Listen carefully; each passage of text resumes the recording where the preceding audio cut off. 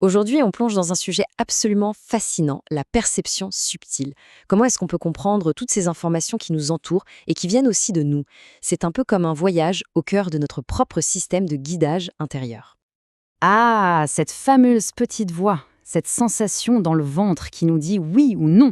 On a tous déjà ressenti ça, n'est-ce pas? Eh bien, ce n'est ni du hasard, ni de la magie. C'est en fait une capacité tout à fait naturelle qu'on va explorer ensemble. Le principal obstacle, et c'est là que tout se joue, c'est souvent la confusion.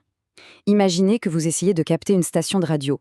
Le signal clair, la musique parfaite, ça, c'est votre intuition. Mais très souvent, il y a ce grésillement, ce bruit de fond incessant qui couvre tout. Eh bien ça, c'est l'anxiété. Le but du jeu, c'est d'apprendre à baisser le volume de ce bruit pour enfin entendre la musique.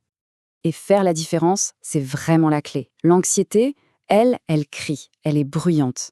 Elle adore nous bombarder de scénarios catastrophes basés sur le passé ou un futur angoissant. L'intuition, elle, c'est tout l'inverse. C'est un murmure, une certitude tranquille, toujours dans le moment présent. L'une nous crispe, l'autre nous ouvre. C'est le premier filtre à connaître.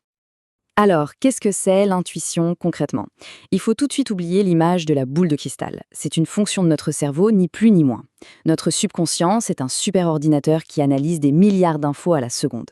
L'intuition, c'est tout simplement le résultat de cette analyse qui nous arrive directement sans passer par la case raisonnement.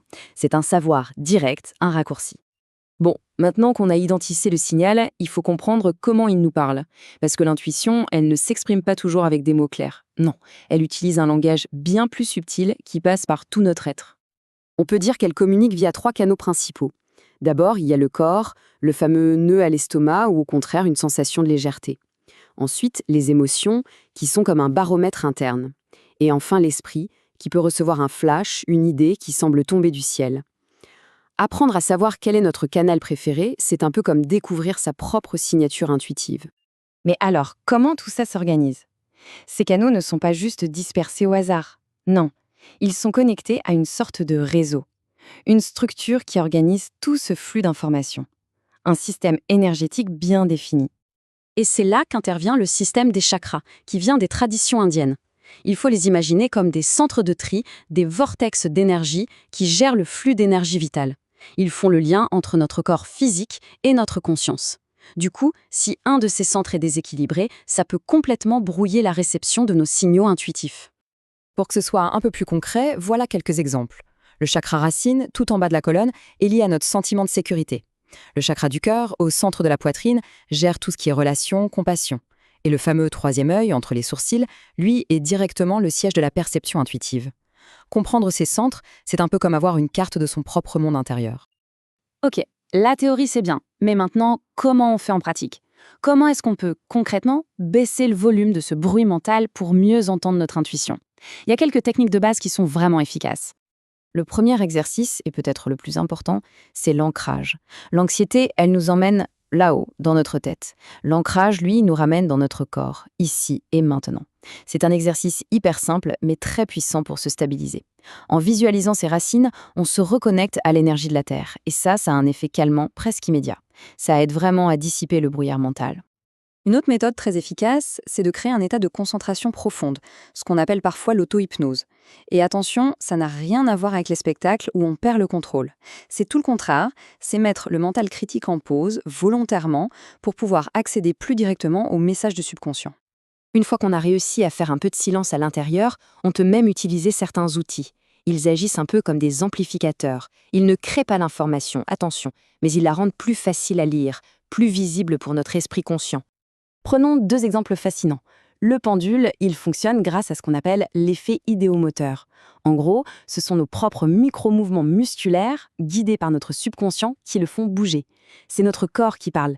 Et la communication animale, c'est pareil. Ça repose sur notre capacité à calmer notre esprit pour devenir réceptif aux signaux non-verbaux, les sensations, les images, les émotions que les animaux nous envoient en permanence.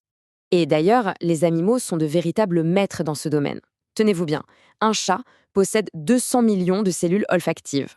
Il ne devine pas notre stress, il le sent littéralement dans l'air, grâce aux changements chimiques de notre corps. Ça nous montre bien qu'il y a tout un monde d'informations qui, en temps normal, nous échappe complètement. Jusqu'à maintenant, on a surtout parlé d'écouter, de recevoir l'information.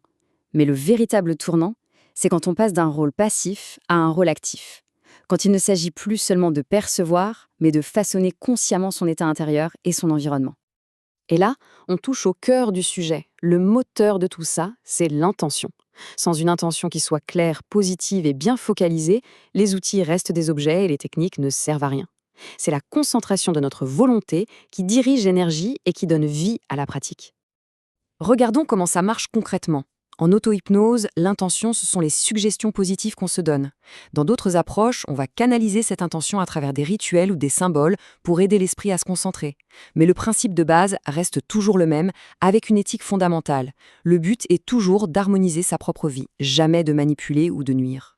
Et cette phrase, elle résume parfaitement l'idée finale. La perception subtile, ce n'est pas un gadget pour voir l'avenir et le subir. C'est un outil de conscience pour devenir l'acteur de son propre présent, pour faire des choix plus justes et pour construire activement son bien-être.